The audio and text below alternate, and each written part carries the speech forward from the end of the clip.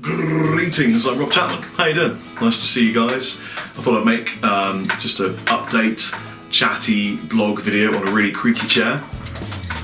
Just to tell you about a bunch of stuff that's been going on that I'm really excited about. I'm in my wife's little video room, so none of this stuff is mine. I don't use any of this makeup at all. I wouldn't know where to begin.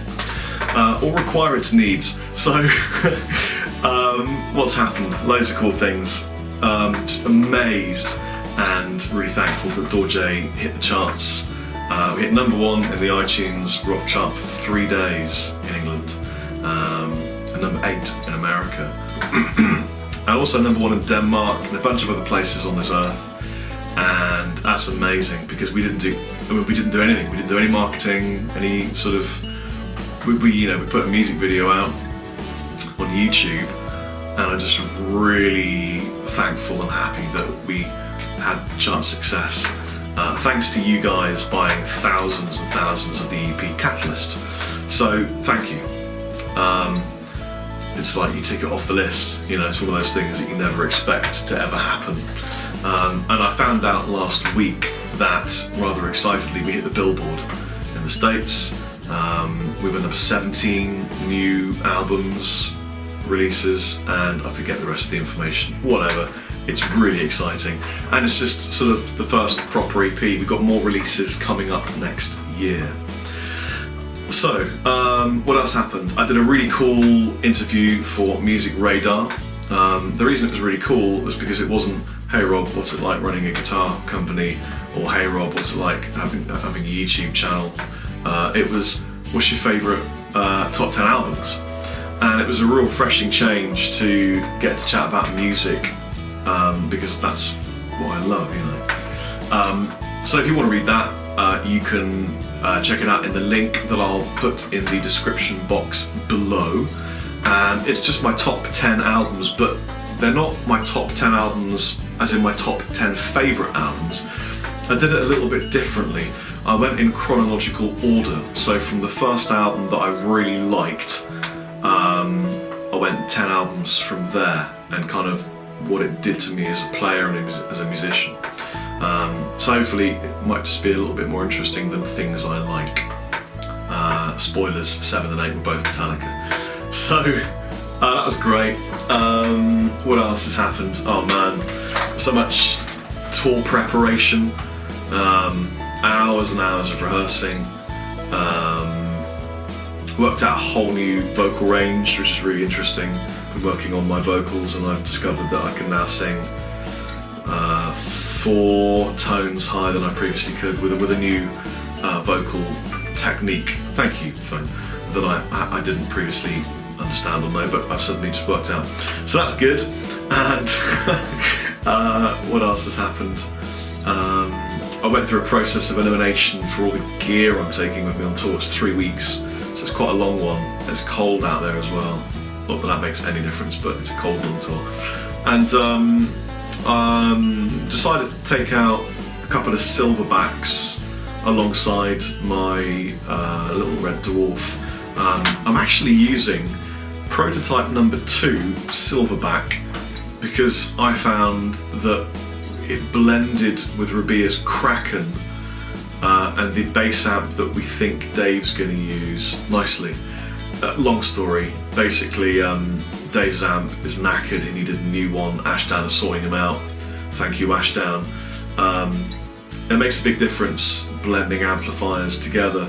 So I've got a red dwarf, taking it with me. I was going to tour with it, but tonally it just made sense to use silverback Proto #2, very specifically #2, probably because the way the valves were worn in just sounded great. So I'm taking that and a spare silverback and a red dwarf.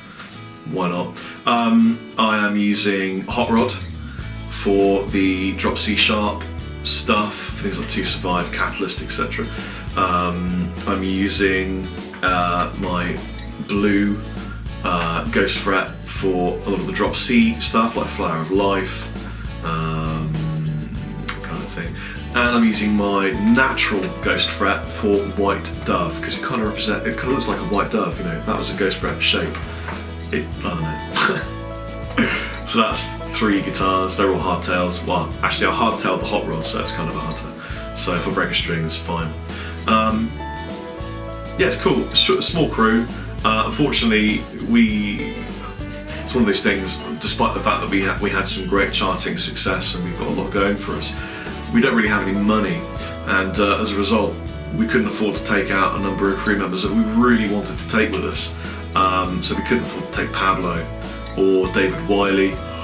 It's life, you know, what are you going to do? So instead of taking Pabs and Dave, we've got a driver, tour manager, and we've got the crew at the venues to have us load in and load out, and yeah, we're doing the rest ourselves, so that's going to be interesting. That's a shame, but you know, you've got to start somewhere, and we are a new band, kind of. Baby band, small steps, so let's see how it goes. Anyway, that's good, and we've got loads of cool stuff for Chapman guitars happening. Obviously, we're going to the NAMM show and doing that. I'm just going to tell you, we're doing another American tour. We're going to do the West Coast before the NAMM show, so we'll probably see you if you guys live in America. Myself and Rabia, and my wife Matasia, and a bunch of other people will see you on the West Coast of America. We're going to come from above and go all the way down to the NAMM show.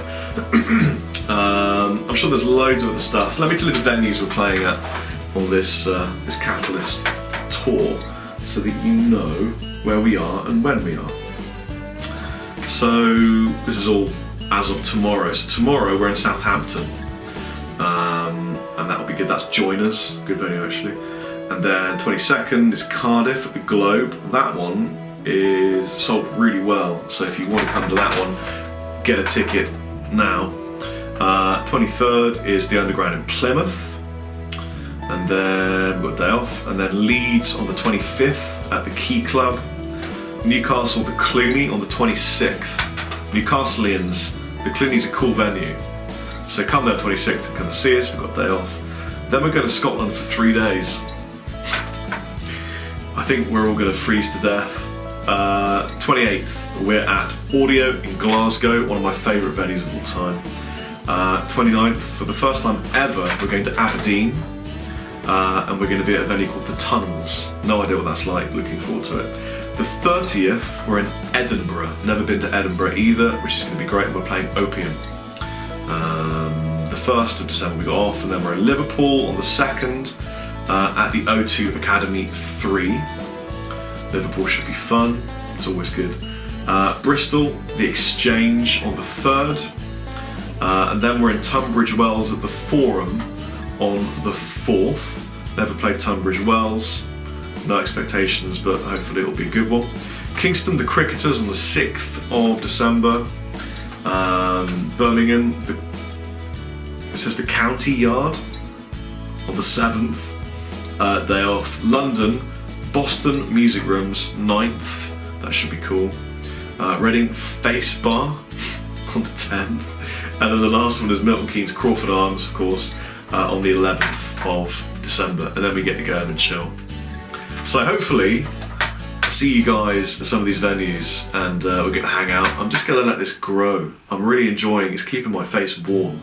So I'm really hoping that this is going to crawl out of my face, and by the time I get back and see my wife, it'll be like down here. And I'll be able to plait it or some crazy shit. I've got so much stuff to tell you, but I can't even think what else there is really.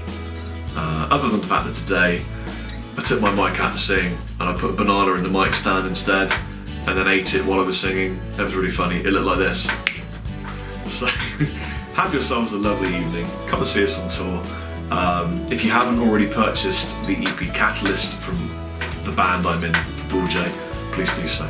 And thank you for being awesome people. Stay safe, stay peaceful. Chappers out. I just got to show you, this is James. He's coming out and doing all the sound tech stuff for us. This is James's life. Just like, he's always on the floor, rummaging in boxes, fixing shit for us, and it's great. Thank you, James. No worries. Bye. Bye.